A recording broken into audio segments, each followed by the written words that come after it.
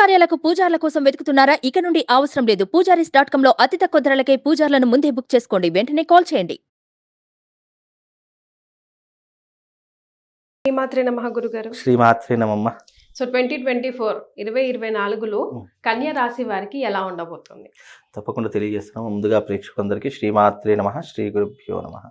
కన్యా రాశి, ఈ కన్యా రాశిలో పుట్టినటువంటి జాతకులు మహర్జాతకులు అని చెప్పుకోవచ్చు.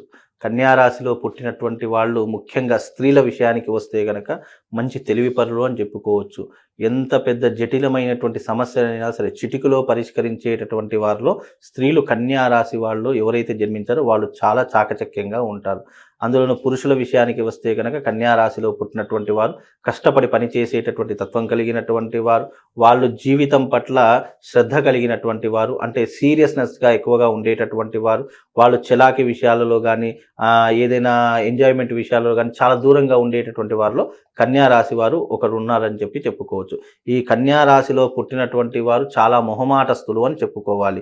అలాగే ఎవరితో మాట్లాడాలన్నా కానీ ఎవరితో చనువుగా ఉండాలన్నా కానీ వీళ్ళు చాలా ఆలోచించి వాళ్ళతో మాట్లాడేటటువంటి అవకాశాలు ఈ కన్యా రాశి వారి యొక్క జాతకంలో మనకు 24లో కనిపిస్తూ ఉంటాయి. అలాగే వీళ్ళకు 2024లో గనక చూసుకున్నట్టయితే వీళ్ళ జీవితంలో పర్టికులర్గా ఒక టర్నింగ్ పాయింట్ రావాలి అంటే గనక వీళ్ళకు అక్టోబర్ ఆర్ నవంబర్లో టర్నింగ్ పాయింట్ వస్తుంది. అప్పటి వరకు వీళ్ళు కష్టపడాల్సినటువంటి తత్వమే వీళ్ళ జీవితంలో ఉండేటటువంటి అవకాశం ఉంటుంది.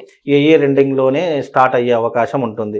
అప్పటి వరకు వీళ్ళకి ఏంటంటే జీవితాన్ని ఒక అద్భుతమైనటువంటి విధంగా తీర్చిదిద్దుకోవడంలోనే వీళ్ళ జీవితం అంటే ఈ 2024 అంతా గడిచిపోతుంది. అంటే ఒకవేళ వివాహమైనటువంటి వారు కుటుంబ సమస్యలను అధిగమించుకోవడం కానీ, ఈ కన్యా రాశి వారికి ఏంటంటే భార్యతో ఎక్కువగా పడదు. కన్యా రాశి వారికి ఎప్పుడు చీటికి మాటికి గొడవలు పడడం కానీ, లేదా విడాకులు తీసుకోవడం కానీ, విడిపోవడం కానీ, ఇవే వాళ్ళ మైండ్లో ఎప్పుడు కూడా రన్ అవుతూ ఉంటాయి. కనుక కన్యా రాశి వారికి ఏంటి అంటే ఫ్యామిలీ టెన్షన్సే విపరీతంగా ఉంటాయి. వేరే విషయాలు ఏమీ ఉండవు. డబ్బు వస్తుంది అంటే వస్తుంది, చాలా చక్కగా దాన్ని వినియోగించుకుంటారు, ఖర్చు పెట్టుకుంటారు. అంటే వాళ్ళ కష్టానికి తగినటువంటి ప్రతిఫలం అయితే వాళ్ళకు వస్తుంది, దాంతో చాలా హ్యాపీగా ఉంటారు. కానీ ఫ్యామిలీ విషయంలోనే ఎన్నో రకాల ఇంట్లో అయినా కావచ్చు, బంధువర్గంతోనైనా కావచ్చు, ఎవరితోనైనా కావచ్చు, రిలేషన్స్తో వాళ్ళకి ఎక్కువగా పడదు కన్యా రాశి వాళ్ళకి. అదొకటే మైనస్ పాయింట్.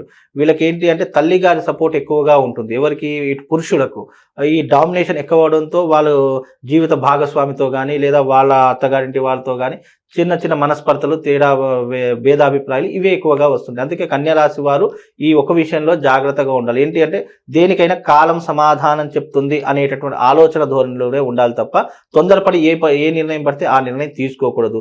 ఇంకోటి ఏంటంటే ఇంటి వాళ్ళపై అస్సలు కోపం చూపించకూడదు. అలా కోపం చూపిస్తే గనక వీళ్ళ జీవితంలో వీళ్ళ కుటుంబం అనేటటువంటి విచ్ఛిన్నం అయిపోతుంది, చెల్లా చెదరైపోతుంది. ఆ ఒక విషయంలో వీళ్ళు జాగ్రత్తగా ఉండాలి. ఇక వేరే వాళ్ళ ఉద్యోగ రీత్యా కానీ వ్యాపార రీత్యా కానీ అన్ని రకాలుగా బాగానే ఉంటుంది, ఇబ్బంది ఏం లేదు.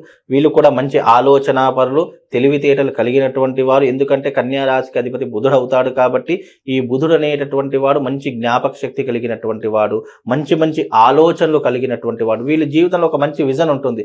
అరే ఈ మనం అంటే కాలానికి తగ్గట్టుగా, అంటే సీజన్కి తగ్గట్టుగా బిజినెస్ ఎలా ప్రారంభమవుతాయో అలాగే వీళ్ళు సీజన్ తగ్గట్టుగా, సమయ సందర్భాన్ని తగ్గట్టుగా వీళ్ళ యొక్క ఆలోచనలు అనేటటువంటి చిగురిస్తూ ఉంటాయి. ఫలానా ఈ సీజన్ ఇప్పుడు మనకి ఎండాకాలం వచ్చింది, ఎండాకాలంలో మనకు ఫేమస్ ఏంటంటే మామిడి పళ్ళు. అలా ఏ రకమైనటువంటి సీజన్లో ఎలాంటి బిజినెస్ పెడితే బాగుంటుంది అని ఆలోచించే తెలివితేటలు కలిగినటువంటి వారు కన్యా రాశి వారు. ఈ కన్యా రాశి వారికి 2024 అక్టోబర్ తర్వాత వీళ్ళ జీవితం అనేటటువంటిది మెరుగవుతుంది. అప్పటి వరకు వీళ్ళు సెటిల్మెంట్ చేసుకుంటారు. ఏదైనా అప్పుల బాధలు ఉంటే అప్పులు తీర్చుకోవడం కానీ, కుటుంబ సమస్యలు ఏమైనా ఉంటే కుటుంబ సమస్యలు తీర్చుకోవడం కానీ, ఎవరికైనా రుణపడి ఉంటే రుణాన్ని తీర్చుకోవడం కానీ, ఇలాంటివి ఎక్కువగా చేసే అవకాశంలో వీళ్ళకు దాదాపు సమయం అంతా గడిచిపోయి వీళ్ళు ఒక ఉన్నతమైనటువంటి విషయం ఆలోచించడానికి, స్థిరపడడానికి జీవితంలో దాదాపుగా 2024 తర్వాత మనకు అక్టోబర్ ఆర్ నవంబర్లో వీళ్ళు సెటిల్ అయ్యే అవకాశం ఉంటుందమ్మా. రైట్ గురుగారు, అంటే కన్యా రాశి వారికి ఇన్ జనరల్ గా రిలేషన్షిప్ లో అంత బాగుండదు అంటున్నారు. స్పెషల్ గా భార్యతో చికాకులు అవి ఉంటారు. సో వాళ్ళు ఏ రాశి వాళ్ళతో మ్యాచ్అప్ చేసుకుంటే ముందే సంబంధాలు చూసుకునేటప్పుడు మ్యాచ్అప్ చేసుకుంటే బాగుంటుంది అంటారు. అయితే ఇక్కడ సంబంధాల విషయానికి వస్తే, పెళ్లి చేసుకునేటటువంటి సంబంధాల విషయానికి వస్తే ఇక్కడ రాసో లేదంటే నక్షత్రమో ప్రధానంగా చూడడం జరగదు. వీళ్ళకు అష్టవర్గులు అని ఉంటాయి. వర్ణ, వర్ష, జీవ, యోని, నాడి, గ్రహమైత్రి ఇవన్నీ కూడా చూస్తే ఆ సందర్భాలలో వాళ్లకు ఇంకోటి ఏంటంటే ఇవి కలవడంతో పాటు ఇప్పుడున్నటువంటి ఈ పరాశర స్మృతి కలియుగంలో పరాశర స్మృతిని ప్రకారం జ్యోతిష ఆధారం ప్రకారంగానే మనం జ్యోతిష్యం చూడాలి. ఈ పరాశర స్మృతిలో ఏమిచ్చారు అంటే ఈ వర్ణవశ జీవయోని అంటే ఇవి అనాదిగా వస్తున్నటువంటి విషయాలు, జాతక పొంతన చూసేటటువంటి విషయాలు. కానీ ఇప్పుడు వాళ్ళ మైండ్ సెట్ కలిసిందా లేదా, వీళ్ళ ఆలోచనలు, వీళ్ళ బిహేవియర్ ఏంటి, ఎందుకంటే లగ్నము జాతకంలో లగ్నము అనేటటువంటి ఏదైతే ఉంటుందో అది మనిషి యొక్క బిహేవియర్ని సూచిస్తూ ఉంటుంది. మనిషి యొక్క ఆలోచనలు కానివ్వండి, మనిషి చేసేటటువంటి పనులు కానివ్వండి, ఏ మనిషి పట్ల ఎలా ఆలోచిస్తాడు అనేటటువంటి సూచించేటటువంటిదే లగ్నము. జాతకంలో లగ్నము అనేటటువంటిది మనిషి యొక్క పర్సనాలిటీని కానీ, మనిషి యొక్క ఆలోచనలు కానీ, మనిషి యొక్క స్థితిగతులను కానీ తెలియజేసేది లగ్నం. మెయిన్ ఇది చూడాలి. చాలా మంది ఏంటంటే ఇప్పుడు చాలా మందికి పెళ్లి చేసే సమయంలో అన్నీ చూస్తామండి, అయినా విడిపోతున్నారు. బికాజ్ ఎందుకు అంటే వాళ్ళ అభిప్రాయాలు కలగకపోవడం ఒక ప్రధానమైనటువంటి కారణము. ఇక్కడ ఎప్పుడైనా వివాహం చేసుకునే సందర్భాలలో అభిప్రాయాలు అనేటటువంటివి, మనస్థితులు అనేటటువంటి ఇద్దరికి ఒకే రకంగా ఉన్నాయా లేవా అనేటటువంటిది ఆలోచించి వివాహం అంటే పెళ్లిళ్ళు చేస్తే వాళ్ళ జీవితం హ్యాపీగా ఉంటుంది. అంతేగాని ఈ వర్ణవశ జీవయోని నాడి గ్రహమతి ఇవి కలిసాయి, 18 గుణాలు వచ్చేసాయి, 18 గుణాల కంటే ఎక్కువ వచ్చేస్తే ఇక వివాహం చేయవచ్చు అనేటటువంటిది సాధారణంగా ఇన్ జనరల్ ప్రొడిక్షన్స్. కానీ పెళ్లి చేసే సమయంలో ఎవరికైనా, స్త్రీకైనా పురుషుడికైనా ఎవరికైనా సరే వాళ్ళ యొక్క లగ్నం ఏంటి, ఆ లగ్నంలో ఏ గ్రహాలు ఉన్నాయి, ఆ గ్రహాలు ఇద్దరికీ కూడా మిత్ర వర్గాలు అవుతాయా, శత్రు వర్గాలు అవుతాయా, లేదు అంటే వాళ్ళ యొక్క స్థితిగతులు కానీ, మానసిక పరిస్థితి కానీ ఒకరినొకరు అర్థం చేసుకుంటారా జీవితంలో, లేదా ఒకరికి కోపం వచ్చినా ఒకరు శాంతంగా ఉండేటటువంటి పరిస్థితులైనా ఏర్పడతాయి. ఎందుకంటే పెళ్ళయిన తర్వాత ఒకరి కోపం వస్తే ఒకరు శాంతంగా ఉండాల్సిందే. లేదు ఆ మాటలకు పోయి అతడు అన్నాడు కదా నేను అనకూడదని చెప్పేసి గర్వానికి పోయి, అహంకారానికి పోయి ఇద్దరు గొడవలు పడ్డారనుకోండి, అది ఏమవుతుంది, విడాకులకు దారి తీస్తుంది.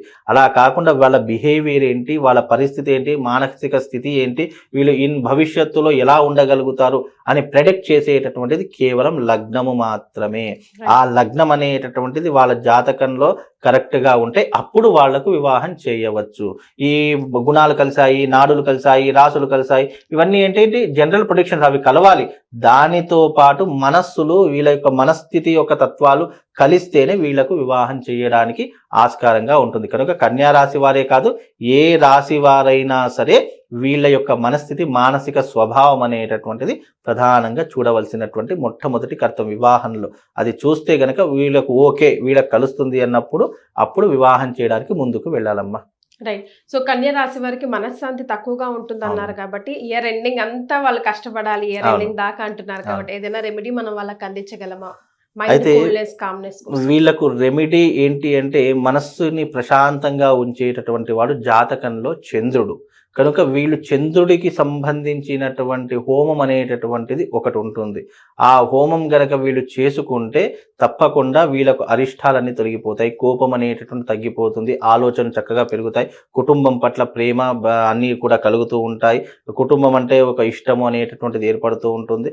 కాబట్టి వీళ్ళకి ఏంటంటే మనసు ప్రశాంతంగా ఉండాలి. దానికోసం చంద్రుడికి సంబంధించినటువంటి హోమం ఉంటుంది. అది చేసుకుంటే గనక వీళ్ళకు మనశ్శాంతి, అన్ని రకాలుగా కుటుంబం పైన ప్రేమ అనేటటువంటిది కలుగుతుంది.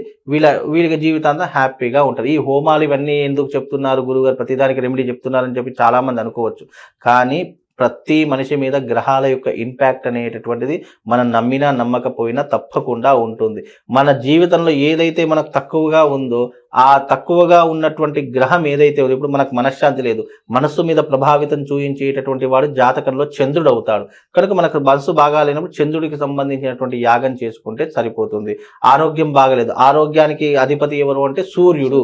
ఆరోగ్యం భాస్కరాదిత్యేది అంటారు, అంటే సూర్యుడు ఆరోగ్యానికి కారకుడు. కాబట్టి మనకు ఆరోగ్యం బాగలేకపోతే సూర్యుడికి నమస్కారం చేసుకోవాలి, సూర్య నమస్కారాలు చేసుకోవాలి, సూర్యుడికి అర్ఘ్యం వదలాలి, లేదా సౌర యాగం చేసుకోవాలని, లేదు అంటే అరుణ యాగం చేసుకోవాలి. ఇలా సూర్యుడికి సంబంధించినటువంటి అంటే యాగము ద్వారా వచ్చేటటువంటి ఫలితం ఏంటి అంటే మన జీవితంలో నెగిటివ్స్ ఏవైతే ఉన్నాయో, లేదు మన జీవితంలో అరిష్టములు ఏవైతే ఉన్నాయో వాటిని తొలగించడానికి ఆ గ్రహానికి సంబంధించినటువంటి క్రతువులు గనక చేసుకుంటే మనకు అన్ని రకాలుగా దానికి సంబంధించినటువంటి ఇంపాక్ట్ మన జీవితం మీద పడి మనం మనశ్శాంతిగా ఉండడం జరుగుతుందమ్మా. చాలా సంతోషం గురుగారు. శ్రీమాత్రే. శ్రీమాత్రే.